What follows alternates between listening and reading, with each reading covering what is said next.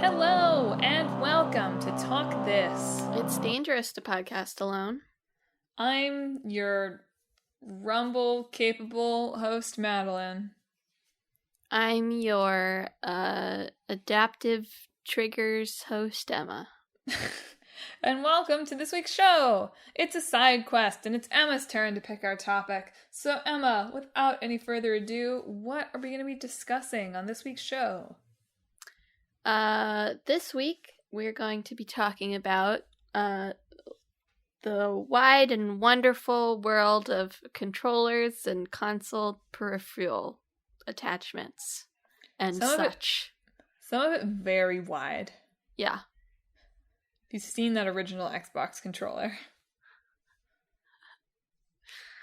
I'm very fond of the Genesis one that's just a circle. Yeah. I like that one. It's a little round guy. So I guess we could start off with our inventory of weird and wonderful stuff. Right? Yeah. We tried to crowdsource our list, right? Like everyone who owned a console during that period in the mid-aughts, we did indeed have a bunch of Guitar Hero guitars. Was that... I should have looked this up. Is that only a PlayStation thing? Was Guitar Hero on Xbox? I kind of assumed it wasn't on whatever Nintendo's console was then, but maybe I'm wrong about that too.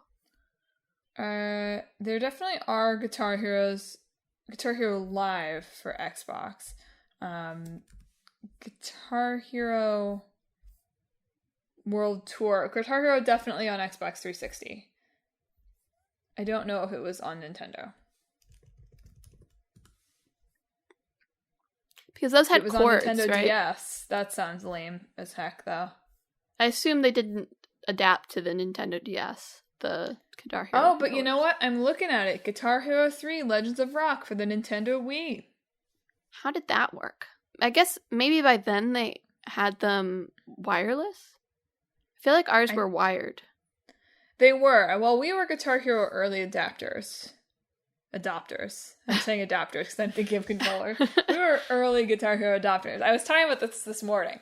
I really think that we got Guitar Hero a little bit before the rest of the world decided, yes, we are all going to get Guitar Hero. Or it felt that way to me, at least. We never got Rock Band, but did they have Rock Band at the place you went during middle school? The old firehouse? Yes. Yes, they did. Yeah. Or they had... Guitar Hero eventually also added drums, right? I don't remember if they had Rock Band or they had a late enough Guitar Hero where it had the drums and the microphone. But yes. Yeah. So definitely had experience with the drums and the mic. But I don't think that we ever owned those. I do think we had, as you said, one of those taiko drums. I can remember that. I remember that vividly. Which is part of the reason, that's part of what I was thinking about, because there's a new taiko game coming to the Switch, and I was like, but what's the point if you don't have the drum, you know? Yeah. Then it's just a normal rhythm game. Who wants those? You're just shaking your arms. Oh, do they have it so it's... Oh, I don't know. I haven't even heard of this game, but when you said that, I sort of assumed it would make sense. It would make sense if they have it so you can do the motion controls with the Joy-Cons, because that would work, but... I just can't imagine one of those taiko drum games without it being you're actually at least pretending to hit a drum. Yeah. But I don't know. But don't interpret us not having the drums or the microphone as us not being spoiled video game children, because we had many other things. Yeah. We had the taiko drums for a time. We had the PlayStation Eye. I'm pretty sure that Dad has the Move. Definitely did at least have it. Had the Move. We had the Wii Fit balance board. Yeah. We had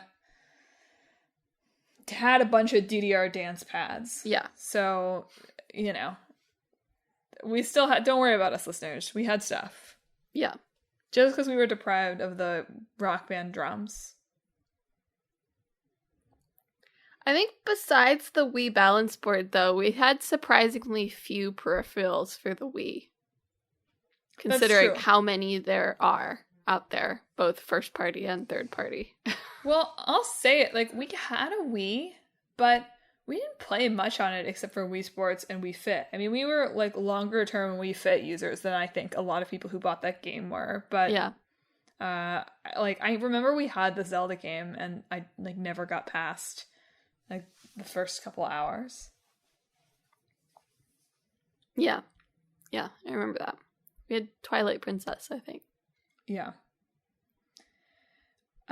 So, you know, while we're talking about the Guitar Hero controllers, because the Guitar Hero controllers in this podcast, I feel like are the obvious thing to start with, right? The Guitar Hero controllers are like just the general guitar controller, Rock Band, Guitar Hero, whatever it is. I feel like have to have been like the most successful gaming peripheral of all time. I have no idea. I don't have hard numbers on that, but culturally at least.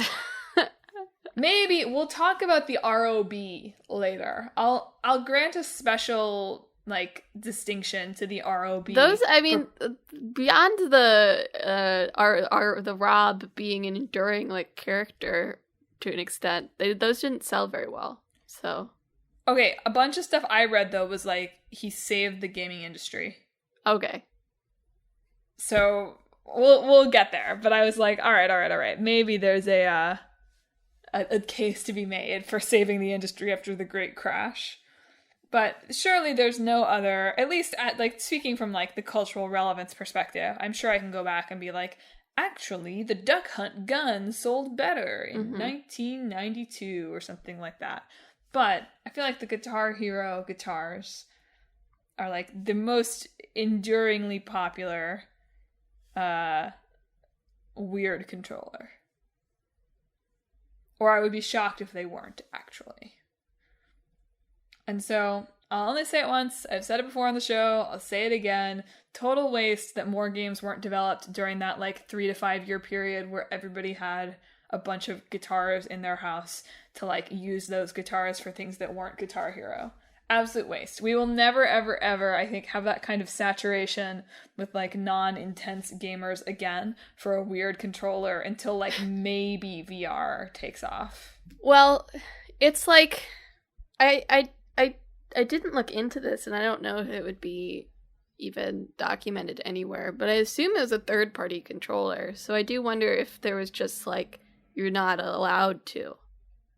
Oh, that's right? Interesting. It's different than, Nintendo making a controller and being like, okay, we're going to make this for this Nintendo controller or this Sony controller or whatever. But whether, a company had, copyright or legal authority over it, and so you couldn't, develop games for the Guitar Hero controller outside of just Guitar Hero. A quick Google is suggesting to me there is a distinction between the official ones and third-party ones, but I don't know if that's, third-party as opposed to, being made by Activision. Yeah. So, hard to know. I assume that's what it means. Yeah. But anyway, so I won't rant about Guitar Hero too much on this show, but that in hindsight always feels like a missed opportunity because, as you noted in some of your opening questions, there is just a lot less of this now than there was, I don't know, even 15 years ago, I think. There's a lot less of these kind of experimental weird controllers. Yeah. Don't come for me, Nintendo Labo people. I mean, there's still definitely if you're looking for if you're looking for accessibility controllers or special add-ons that make gaming suit you, there's still a lot of that. But yes, in terms of weird controllers, quote unquote, where companies were experimenting with different things, there's a lot. It's really just Nintendo, which it's always been Nintendo. Nintendo has always just been what if we did this? Just throwing things at the wall and waiting for them to work. And they're still doing that. And I don't think they will ever stop because Nintendo never does anything that makes sense in good and bad ways. Tell it like it is, Emma. Sometimes it's like, oh man, Nintendo, you never do anything that makes sense. And sometimes it's like, oh man, Nintendo, you never do anything that makes sense. You know? Look at that voice acting right there. Yeah, that's my voice range. So maybe we should start. Let's talk about, let's lay a baseline, a foundation here for our listeners. Let's talk a little bit about like normal game controllers first, maybe. Sure. And then we can go into the wacky and wild world of like all those other things that people made. Yeah. Chainsaw controller. That's your hook to not stop listening while we talk about the DualShock. Chainsaw controller. So there's a really good graphical overview that I found that was like a visual history of game controllers. But we've talked about this. We talked about this a little bit, I think, on the like our console generations podcast, which is a good podcast. You should go back and listen to it. But like overall, right, we see game controllers evolve from like functionally just being like it's an arcade, right? It's like got a joystick and a button. Yeah. In the very early days. There's also a few that just are like, it's a phone. Yeah. At least in design. Where it just has like a number pad and like a button or like a joystick attached to it. So they really look like phones, like weird phones. But don't worry, even as early as 1972, we did have a gun controller. So. You gotta have that. I mean, that's that's its own genre, right? It is. It's astonishing to me that it looks like a full rifle, though. This is for the Magnavox Odyssey's shooting gallery game. It's just like full-on rifle. Like most of the guns that you see later, look, some of them are still like a little bit like astonishingly like that looks like a gun. Yeah. But this one is like one of the few that I've seen throughout of like this is a rifle. So, we see these like either it's a phone or it's like just an arcade kind of joystick and button situation for a long time. And then we see like the evolution into the like NES style of controller in the 80s, where it's like it's a little square or square-ish rectangle, I guess is what I mean. Rectangle-ish looking thing. Sometimes it's got some rounded corners, right? But it's like a rectangle-ish looking thing. It's got the D-pad. And a couple of buttons. And that's like our 80s controller. Yeah. I mean, like, the step from rectangular to rounded is like a step in the evolutionary process, though. I know. You get huge. Like a bunch of rectangle ones, and then Sega's like, but what if it was round? And everyone was like, what if it is round? Yeah. And we continue to see this like rounding into like at first it's like it's a rectangle and then it's like it's an ellipse kind of situation, and like Sega starts to craft this more like boomerang shaped one, right? Fat boomerang, chunky boomerang. Yeah. And then of course the PlayStation changes everything with the DualShock in 1997. We've seen some movement toward what that DualShock looks like throughout the early 90s, right? We have settled on that controller shape that has moved away from just like, I'm drawing this in the air, which is not helping you listeners, I'm sorry. We've moved away from this like, it's a chunky boomerang to the kind of like two-pronged or three-pronged thing. Yeah, the initial PlayStation controller like had grips, right? Like sort of distinct things that you hold on to, as opposed to it being more like a one piece of thing that you're grabbing, if that makes sense. And from there, like the Nintendo 64 and even the Round Boy 3D pad from the Sega Saturn, it's the Saturn, had grips. They weren't like the 64 controller had 3 grips with an analog in the middle so that you could hold it in different ways depending on what you needed to do. And the Sega one is round. I really can't emphasize this enough. It's round. But as soon as the PlayStation was like, grips, the industry was like, oh, grips. And then, of course, with the release of the dual analog and then the DualShock, controller design was more or less set forever. Or so it seems. Right? Yeah. It's fascinating to me reading a few articles about this. I often think about it as like, from my perspective, it's like, oh, the addition of analog sticks, like it all, right? As someone who, I don't know, I don't really have a memory of this, but I feel like it is feasible that we probably had a PlayStation controller that didn't have analog sticks. Yeah. And then did have one that had analog sticks. And I certainly remember that you could turn the analog sticks on and off. Yes. But in my mind, the innovation is sometimes like they added analog sticks. And that's sort of true. But if you look far enough back, it's not. And of course, if you look at arcades, like analog sticks have been around forever in like one way or another. Yeah. The real innovation is adding 2 analog sticks. Which, thinking about it now, makes total sense from the perspective of, like, we talk about this in my household sometimes because of, like, various parents or other siblings who are like, getting more into games, right? This is more on the clickbait boyfriend side of the family. And it has seemed to us like the thing that is hardest to learn for someone who didn't, like, grow up facile with these controllers is that right analog stick. So from the perspective of, like, that's the hardest thing, I totally get it. It's like, that's the innovation. The PlayStation, they've basically finalized their design with the DualShock, and they've just been, like, adjusting it since then. But the main thing that does separate the PlayStation design from the Nintendo and Xbox controller design that they've settled on is that it's more symmetrical. Yeah. The analog sticks are on the same level as each other, whereas both the Xbox and Nintendo controllers have the Staggered. left analog stick up top parallel with the face buttons, and the right one down bottom parallel with the D-pad. Which, despite, maybe I'm just used to the PlayStation controller, but if you think about it, that makes a little bit more sense, having the joysticks not parallel to each other. Because you're probably mostly going to be holding the face buttons and the analog stick, right? The left one. So having those in the same spot sort of makes logical sense. It does, but my hands have molded their bones. It's true. The DualShock, so... The DualShock 4, to me, is still the most comfortable controller. The PlayStation 4 controller.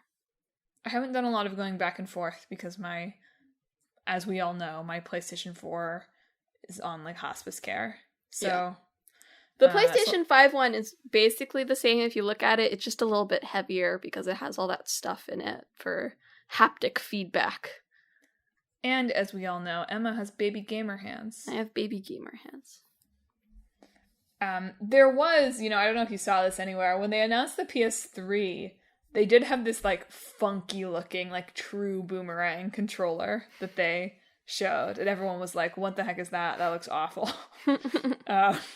And so, it's not unclear to me whether they were, like, truly seriously considering that big redesign, but all of the backlash to, like, what is that, like, boomerang-looking controller, definitely led to the DualShock 3, the 6-axis, and then the DualShock 3, being the PlayStation 3 controllers. Mm-hmm. Although I did not realize that the original PlayStation 3 controllers did not have rumble.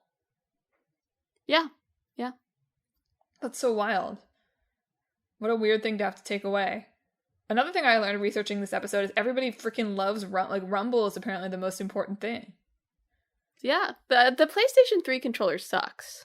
So it's a little lightweight. It feels very cheap, and it gets very sticky. Is what I remember about it. I do remember it getting really sticky, but I don't understand why. I don't know why. It just sort of gets sticky naturally. So, with, PlayStation and alongside it, like, the Xbox controller isn't that different, right? The original Xbox controller is a little notorious, the Duke, as it's known, and as I referred to earlier in the episode, for being wide. Mm-hmm. But with that design pretty much settled in, the only real innovation in controller design that remains to discuss is, the Wiimote. And I think of the Switch Joy-Cons as being, like, descendants of the Wiimote. Yeah, it is. The Joy-Cons are sort of like, they can be the Wiimote or they can be, like, an Xbox controller. Yeah. So the Wiimote, obviously, if you're not familiar, right, is more of a TV remote control looking guy that is, like, heavily designed, not really for controller use. so much as for motion controls. Yeah. It does. You can use it like a more traditional controller through the nunchuck adapter. So you plug in the nunchuck to the Wii Remote at the bottom, and you've got it just has like the analog stick and a couple of extra buttons, basically. So that turns it into like more of a traditional controller. But it was for moving it around and pointing. So it had like the whatever is at the top, like the sensor at the top, and then the way to trace like where it was moving. I'm really blanking on terms here. It's okay. Like gyroscope in it? Gyroscope, yeah. Basically. So that it could both sense where you're pointing it and how you were moving it. In order to use it in various different ways. But other than that, controller design has not really evolved significantly since the late 90s. Well, there was also the Wii U controller, which was just the Switch. So right. It was like the Switch, but it was used with another console. Fair enough. Sorry, that's not to say there haven't been other things. It's just like once people were like, there's going to be 2 analog sticks, it's going to vibrate, like even, it's going to be circle, X, triangle, square. I'm just kidding. I know Xboxes. I know all of them are a little different. But like even those buttons have not changed from generation to generation, which is interesting. The Xbox and the Switch are the ones that are really mean, because I think it's just that X and Y are switched position. At least the PlayStation has its own like symbols rather than using the same letters. Like, the PlayStation ones are superior, and I 100% only say that because they're the ones that I know. The PlayStation also has its own way of not making sense, though. I was searching right before this because it occurred to me to look, but like, with the PlayStation 5, they changed this, although I think you can set it back if you want to. Mm-hmm. But Japan used to have, like, circle as the confirm and X as the cancel, which you may occasionally run into in some games that are, localized over from Japan, but they didn't bother switching the control scheme. And that's because if you think, like, circle means confirm and X means incorrect, right? Yeah. I guess maybe it has to do with, like, the original coloring. Like, maybe they're like, oh, the West will think red is bad and blue is good. Well, I can see X as being like, yes, I agree. Like, that's how I think of the X button. The circle button being go back doesn't make any sense, but the X button as, like, yes, move forward does make sense to me. Yeah. But anyway, they've now standardized it so that X is confirm and circle is cancel in Japan as well. But like I said, I think they've introduced a way that you can switch that back if you would like to. But they wanted to have a global control scheme so that developers didn't have to keep switching those. But you made an interesting point in the notes about the consolidation of controllers, I thought. Oh, yeah. Just as, I guess, as games become a more mainstream, popular activity, you might have people switching between consoles more. And so the more different your controller is, perhaps the gamers, lowercase g gamers, will be confused by your control schemes. And also, I didn't put this in, but like developers making games. Right, I was just thinking that.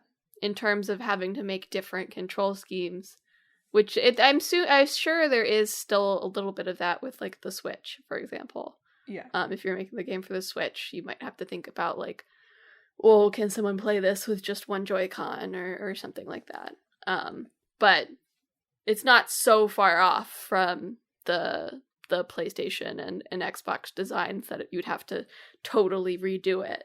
But if you did have something that was like significantly different from one of the other consoles, it might discourage people from making their game available on your console, because it's so much. It's already extra work to have it on different consoles, but it'd be especially extra work if you had to like redo your whole control scheme for it. That must already be challenging with, the proliferation of PC ports. What do you mean?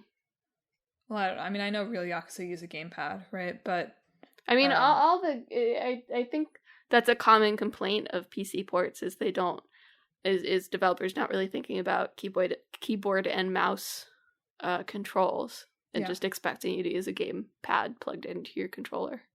Yeah. I mean, that's what I mean. I'm like, I imagine that figuring out how to, even if you attempt at all, like figuring out mouse and keyboard controls is probably difficult. It's such a different paradigm. I'll also take this moment to talk about stick drift, right? Before we get into things that don't even have sticks, right? It was interesting to me to read about this. I did a fair bit of reading about Joy-Con drift back when my Joy-Cons were really drifty. And I don't know if maybe they've made it better, right? Like, I have a set of really drifty Joy-Cons that I should probably send in at some point to get fixed. But the set that we actually use are pretty much fine and have been pretty much fine for a long time. I don't know, maybe my house is less dusty now or something like that. Maybe. But I did read a lot about what caused it, or like what could cause it back, I don't know, in the early pandemic days when it was going to be very hard to send in the Joy-Con to be fixed. And I wanted my characters to stop walking off of cliffs. Mm-hmm. But I read apparently it's a problem with the DualSense too. I mean, it's a problem with all controllers. Yeah, I've heard it's a relatively common problem with the DualSense as well. Although I haven't experienced it yet. Knock on wood. Me either. Yep. But it was interesting to me to read a little bit more about it. Basically in the context of, what causes. I'll say Joy-Con drift. It's hard for me to just say stick drift. Stick drift sounds stupid to me. What causes analog stick drift? Stick drift sounds like something you do while racing. Yeah, right? It's like, yeah, you gotta make sure you use stick drift around the corners. Yeah. But, like, basically the problem is that the way analog sticks work is, like, there's a little sensor under them, basically. I mean, I'm not a physicist, right? Or, like, an electrical engineer, so we're going to simplify this, right? There's, like, a little sensor under them that the stick touches a little bit, right? And, like, that potentiometer tells the system, sends little electric pulses to the system, like they're moving the analog stick up. But the problem is that because the analog stick touches that sensor at all times, it can wear down over time, or more commonly in the my thing is broken in a month kind of ways. Like if you get dust under there or dirt under there or anything else, it can wear down even faster. Or it can send pulses when the analog stick isn't touching it, the piece of dust is touching it. Mm-hmm. So that's a problem, right? And it's been a problem for a long time. Like you can look up any controller stick drift and there'll be plenty of online things about that, right? But the problem is that unless these lawsuits that are coming against all of them force something, I guess, there's basically no incentive to fix this, right?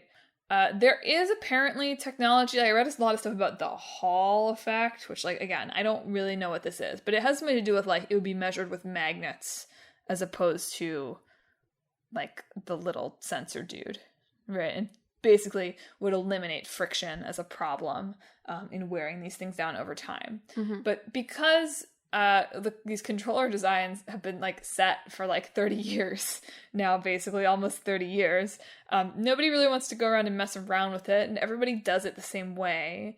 And so there's no incentive because consumers are used to it, and there's no incentive because of the whole planned obsolescence thing that permeates all of our tech world. Mm-hmm. Right?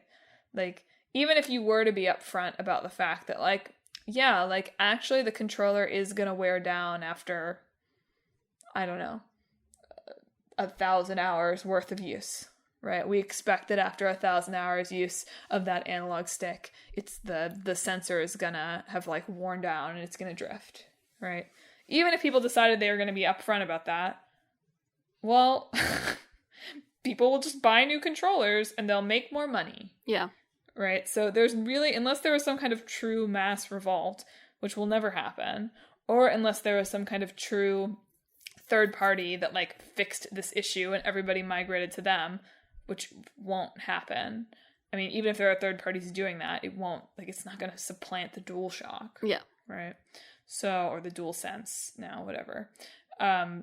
So, like, stick drift is never going away. The end. Woohoo. Woohoo. Yeah, my Joy-Cons are really drifty, but I always, I don't really play the Switch docked, so I always have these third-party ones that have a little bit more of a grip to them. Like a thing that sticks out that I can hold on to versus the Joy-Cons don't have that. So I always just forget that they're drifty until Madelyn comes over here and we're playing like Kiwi. And I'm like, oh yeah, they're really drifty. I need to get my Kiwi to butt stomp on this little piece of paper because it keeps moving. Drifting. Now, I need to buy another DualSense. I only have one, and I can't get used to leaving my PlayStation in rest mode. I just turn it off. I always turn my PlayStation off. I can't get used to charging controllers. So I need to have more than one so my controller doesn't die so much. You could just get a really long cord. You're right. That would be the, like, 1995 way to fix things, wouldn't it? Yeah. Corded controller. Yeah. Yeah, the other thing with the DualSense is that they do die really fast because they have so much going on inside them. I haven't really noticed that, I'll say. But I haven't been clocking it. I just think, I don't think they die, like, super fast. Like, I don't play, like, an hour and they're like, I'm dead. But I just remember being able to play with the same DualShock 4, like, forever, basically. So, yeah. Just in comparison. Well, we need better batteries, too. Or solar-powered controllers, or whatever. We should get solar-powered. No, I could, then my controllers would never charge, Madelyn. Gotta get out of the basement, Emma. With my controller? Yeah, just take it on walks with you. It can be like the Pokemon, this is a good transition into, like, weird controllers, right? It can be like the Pokemon Go. It's not Pokemon Go, what is it called? The Pokeball Plus. Pokemon Let's Go? But you just carry your little controller around with you. Yeah, it's for that was for the Pokemon Let's Go, right? Yeah. Yeah.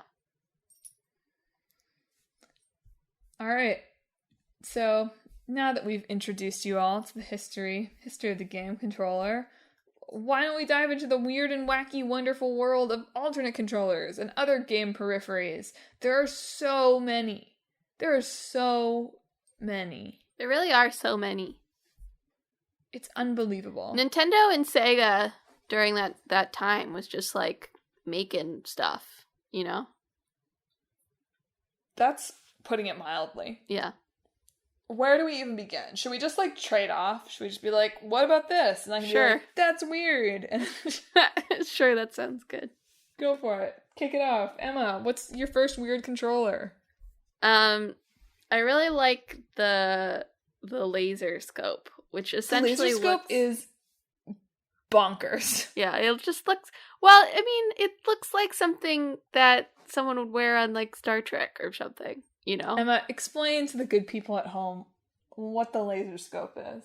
The laser scope is a head-mounted light gun that's used with the NES. So it's like a headband. You put it on. It's got like a eye thing that's supposed to go over your eye, but generally doesn't really fit correctly, and will sort of just go up. And it has the headphones, and it also has a microphone, where when you say the word fire, although whether it will always do this is up for debate, and also you can pretty much say anything as long as it's loud enough, it will fire. So it's voice activated. So I assume you, like, point your head at what you want. Motion control and voice acting. Yeah. Not voice acted. Voice activated for those keeping score. Yeah, so you like point your head using your little eyepiece where you want to fire, and you say fire, and it works. It was designed for Laser Invasion, which was a Konami game, where you're in an attacked helicopter. If you bought it, you got a $5 coupon for the... It's a missed opportunity that they didn't make an X-Men Cyclops game with this. Yeah. So that feels like what it's ideal for. It's more or less the Cyclops experience. Well, it only has one eyepiece, though. So. Okay, does he ever fire his eyes separately? Yeah, but it wouldn't make you feel like Cyclops, you know? You're like looking and you go fire. That's probably like, I guess it's like if you were wearing the Cyclops laser thing, right? Like he has like a little, like he like rolls down the window, right? That's I think so. I look, this when is the laser scope coming out? Laser scope came out in 1991. So like yes, you're right. In 2022 it would be a bad Cyclops emulator. But that's what I thought of. Really, VR helmets is like being Cyclops, I think. That's fair. I'm just trying to think of like someone's like the mom in the house while the like high school boy is using this, sitting in the living room like fire, fire, fire, fire, fire, fire. Is that is that too much different from how teenage boys would be playing video games back then anyway? Like on one hand, no. On the other hand, I think it sounds more like, oh, come on, come on, come on. Like, there's at least a little more variety to it, not just someone being like, fire, fire, fire, fire, fire, fire. And you might think that there is a fire, Emma. Oh. I personally would just go like, ba ba ba ba ba ba ba ba ba ba. You know? That would be super annoying too, no offense. But you wouldn't think there was a fire. Okay, yeah, you're right, but still pretty bad. Anyway, where's my YouTube video? Somebody playing Fortnite with a laser scope. Probably out there. Hope it is. Alright. My turn? Yeah. The PowerGlove. The memeiest. It's bad. Or what is it? That's what he says, right? Yeah, it's... I love the PowerGlove. It's so bad. Yeah. Hey, as long as you keep your power gloves off of her, pal. If you're wondering what I'm referring to here... what is this movie even called? The Wizard. The Wizard, which is a 1989 movie that was more or less just an advertisement for the Power Glove and Super Mario, from Nintendo. But the Power Glove is, I hope, kind of what it sounds like. It's a glove, like a superhero-style glove situation that you put on, and it's like Nintendo's sort of very early attempt at the kind of motion control that they would perfect with the Wii. However, this came out in like the 80s, in 1989. So we weren't really at the Wii level of capability yet. So the Power Glove, it's a glove, right? It's got like a little kind of like basically controller on top of it, right? It's got like buttons, and it's got a D-pad, and it's got number buttons. And basically like you could move your hand and you could do some rudimentary motion control. And you could also use those buttons on it to kind of program it. So there are some games that were like meant to work with the Power Glove. And then you could kind of program it to map like this button on a normal controller is doing this with the Power Glove. And play other games with it too. Yeah. And so like because of the Wizard, it definitely became like a little bit of a meme, and like you should go watch this clip. It's very amusing. He plays a game with the Power Glove for like a full minute. But it was not a big success, right? Like, I mean, it sold well, but people thought it was like impossible to use, which is pretty much the running theme of most of these like high profile alternate controllers. Yeah. Is they sold pretty well at first, but they didn't actually have that many games they worked with, and they were hard to use, and people abandoned them. Yeah. So that's the Power Glove. But the Power Glove, like, people continue to play around with the Power Glove. Like, people have modded the Power Glove to work with the Switch. So, like, the Power Glove has some lasting cultural cachet.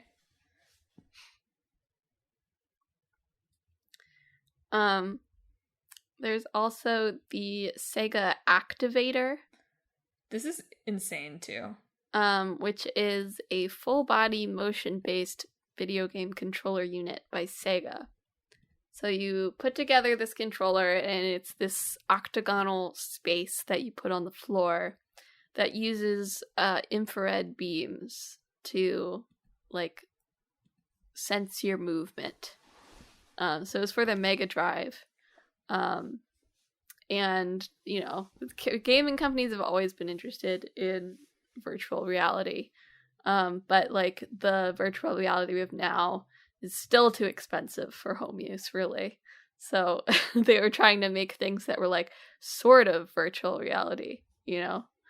Yeah, infrared seems like it was really big for a few years there. Yeah. So, like, you stand inside the activator, and it's firing the beams of lights upward at you. And you move, punch, or kick to break those light beams. And that's sent as a signal to the Mega Drive console. So it's just a control pad, but supposed to be used with your body. And it was sort of for... They marketed it for fighting games. But if you're actually doing, like, the fighting motions, you're not moving as fast as most fighting games want you to move. And also the light beams are pretty easily obstructed and therefore messing up the control scheme. Like, there's this one commercial of, like, two kids next to each other. They're, like, punching and kicking. But, like, you can see that their bodies are crossing over into the other kid's activator. So it wouldn't be working even in this commercial. We don't need to know that. Yeah. It's a similar situation with the activator. I don't even know if the activator sold well to begin with. But, like, all of these, it's like, oh, it didn't really work.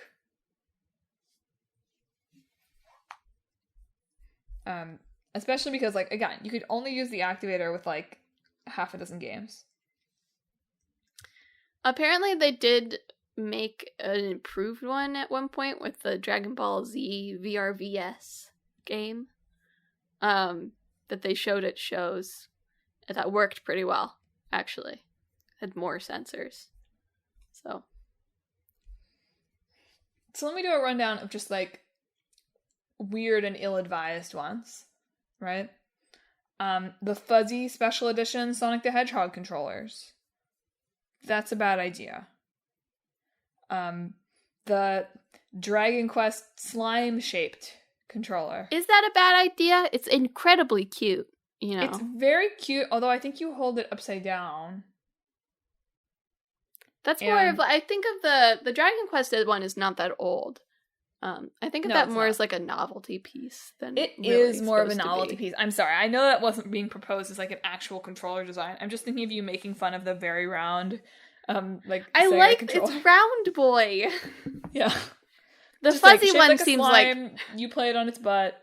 Yeah, the fuzzy one seems like it's a bad idea both for practical use and for collecting. So you're right. I didn't mean to put them on the same level. The fuzzy one is just bad. Sega made a fishing rod, and which, frankly, if we could get a fishing rod peripheral into everyone's home, that would be good. I would like that. I would love games that are like, okay, you gotta switch to the fishing rod now and do the fishing minigame. Yeah. That would be dope. Yeah. So they had a fishing rod. There was a game that required maracas. There was a Sega maracas accessory. Capcom and Hori had a full-on, like, 3-foot-long katana controller that was compatible with the game. And then, of course, there's the Resident Evil 4 chainsaw, which we talked about at the beginning, which is a controller that has a little chainsaw. I mean, it's not a working chainsaw. Don't get too excited, but yeah, has a little chainsaw coming out of it. Yep. You know, moms hate it, to paraphrase that. It's not Resident Evil, obviously, that one game commercial. And there was a Tony Hawk skateboard controller. Nice. Which seems bad. The whole point of playing the Tony Hawk games is, like, you're not as good as Tony Hawk. Tony Hawk in those games is even better than Tony Hawk. Like, don't do it on a skateboard. You're just going to feel bad about yourself. The Wii had a lot of, like, speaking of, like, pulling out the fishing rod, like, the Joy-Con, like, third parties were just like, what if we made, like, a special add-on for every sport in Wii Sports? Yeah. So you could, like, get all of these things that you could just attach to your Wiimote, you know, like a tennis racket or a baseball bat or... There's a bowling ball one, right? Yeah, a bowling ball one. There's also, I found there's like this inflatable car controller. This one is good. Where you can blow up this car that you can sit on and put in your Wiimote to the steering wheel in it and use that as a controller. I guess for Mario Kart or something. Yeah. Good. This is a good one. I support this one. It's definitely a budget, like if you don't want to get like a racing, like, you know, cart, that's not it. Like the Gran Turismo setup we talked about last week. No, like a whole thing you can sit in. Like with car. the brake and... No, like a cabinet. A whole racing cabinet. Yeah. You can get the Wii inflatable cart. So, shall we talk about R.O.B? Yeah, tell us about R.O.B. So, R.O.B, Rob, also known as the Robotic Operating Buddy, saved the game industry, supposedly. He was called the Family Computer Robot in Japan. So, the Robotic Operating Buddy, I mean, he looks like a little droid guy that you would see in Star Wars. He looks like WALL-E. He does look like WALL-E. That's what I was looking for. He looks pretty much like WALL-E. A little less cute, but only a little. No wheels. So he's like a little robot dude. And as the Famicom was coming out, or the NES was coming out, they marketed really heavily with this like cute little robot called R.O.B, right? And like he was gonna you were gonna get him with the console, and he was gonna be like your multiplayer buddy. Right, like he could play games with you. And this was like this was coming out in 1985. This was right after, again, if you listen to our video game history podcast, it was right after the great video game crash of 1983, where just like, before this you'd had this like saturation of just terrible video games on the market, and the bubble kind of burst. And so Nintendo leaned really, really heavily into marketing this, like, robot dude as, like, this is why you want to have the NES, right? You want to have this robot. Mm-hmm. And I read somewhere that, like, when they did, like, a survey of, like, children and why they wanted to get an NES, R.O.B was, like, the top reason. They were like, I want the robot. Yeah. Also, there's graphics in games, and it's unique. But, I guess, sorry, it wasn't even children. It was owners saying their children wanted the robot. So, he was a really successful marketing campaign. And Wikipedia calls him over and over again a Trojan horse, which I think is a little rude to the robot, but that's okay. But, like, basically what he was supposed to do is, like, yeah, he was supposed to, like, play games with you, and he was marketing as playing games with you. But he only ever worked for, like, 2 games. And even for those 2 games, he was super slow and didn't work very well. The theme of all of these, like, alternate peripherals from the 80s and 90s and early 2000s, right? It was super slow, it didn't work very well. Yeah. It was not really as advertised. But it successfully tricked a bunch of people into buying the NES, and thus saved the gaming industry. Yeah. Yeah, I think what R.O.B demonstrates, and what's interesting about Nintendo, and why I think they're still making, like, peripheral type stuff now, is, I think we talked about this maybe in, like, the trailer side quest, but, like, I think Nintendo isn't particularly concerned the way we are in the West about whether, like, games are art. Like, they still think of games as, on some level, they're still consider games somewhat as, like, toys, right? And that's not like I don't think of that as, like, a put down or anything. Right. Just they're always like, okay, we add this fun toy component to our video game console, because that's what R.O.B is. R.O.B's just a toy.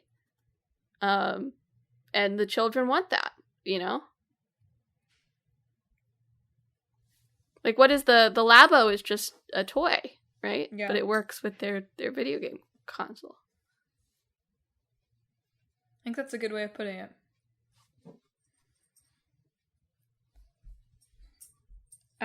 I did want to talk about one thing that was not so much a controller and more an add-on, which is the Game Genie.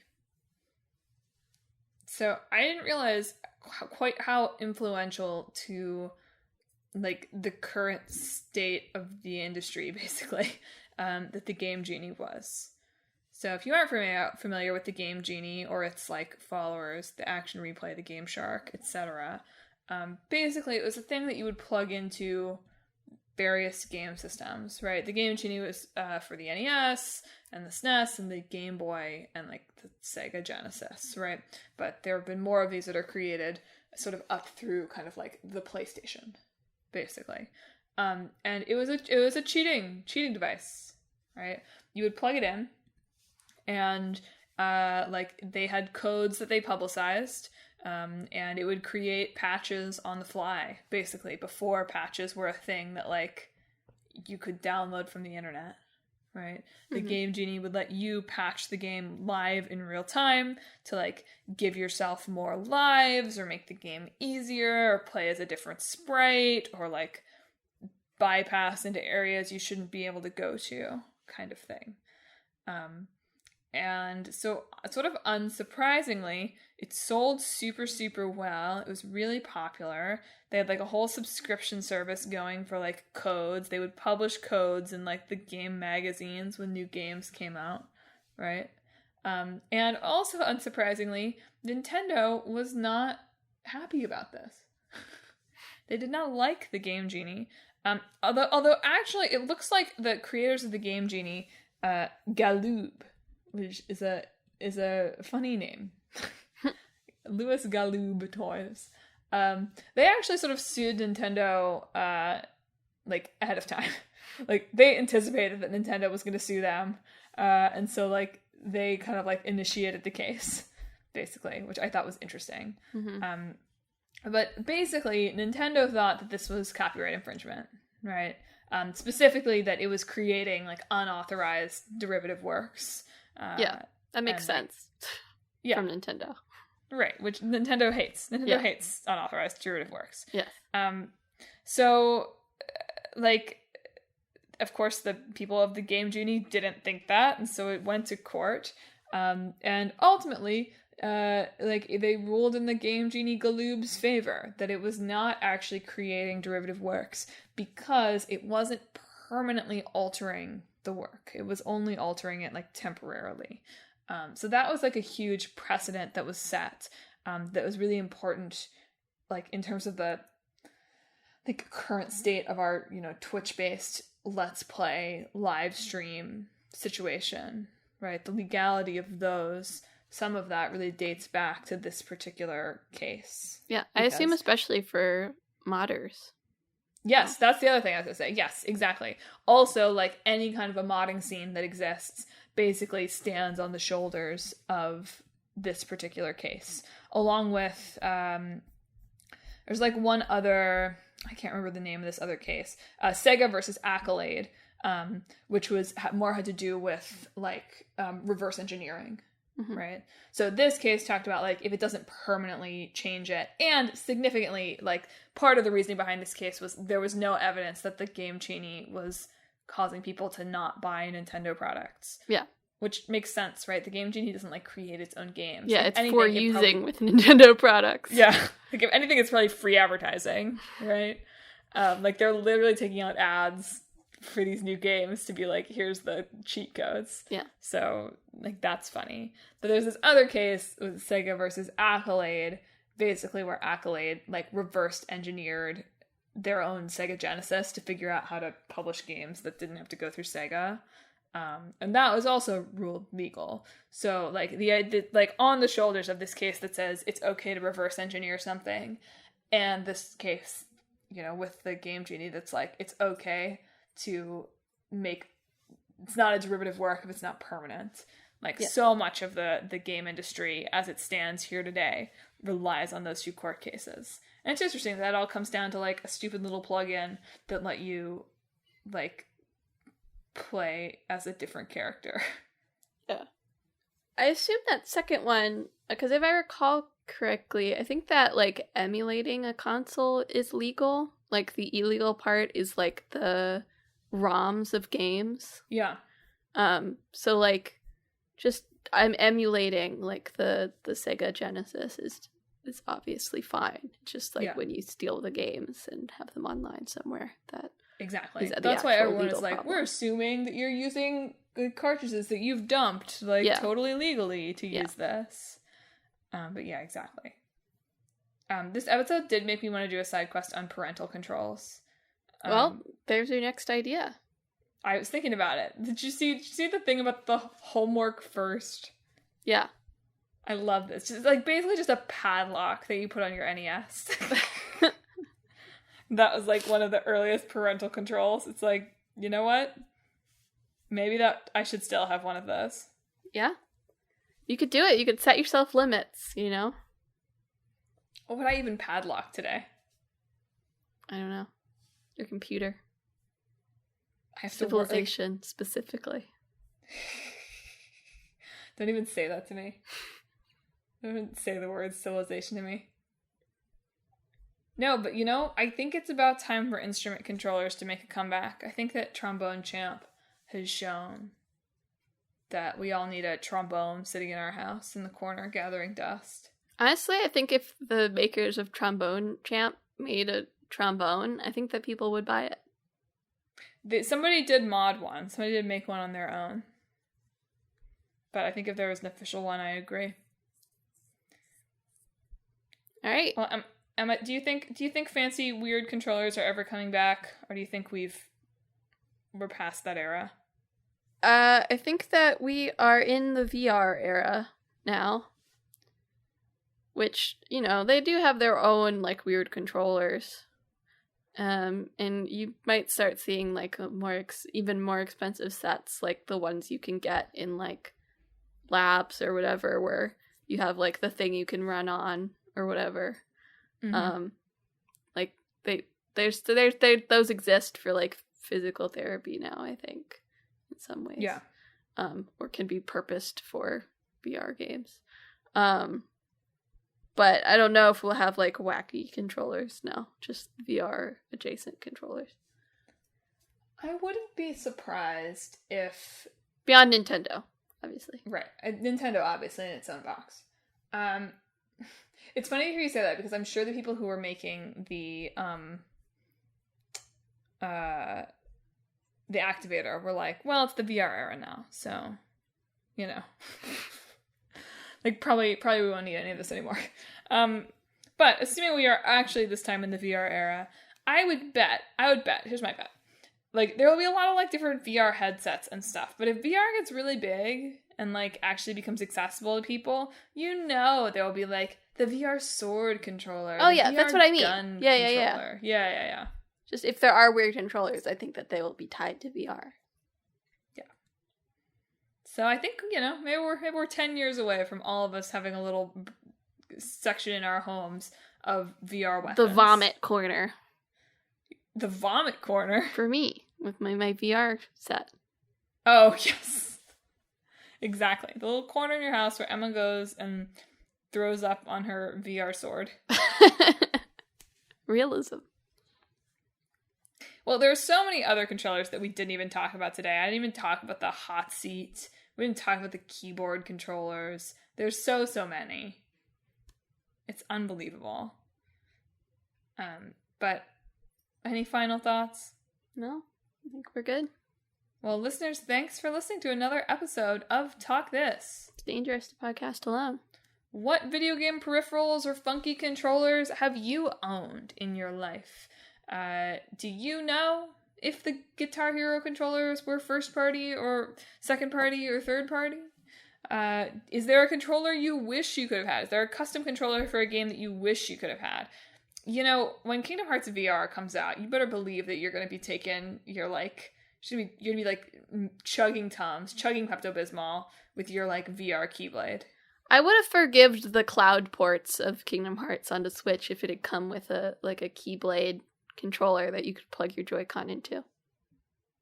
There you go. Emma doesn't care if the game's laggy if she gets a Keyblade. Yeah. But yeah, have you had any weird controllers? Do you think that the DualShock is the end-all be-all of controller design, or if there's something that we've missed?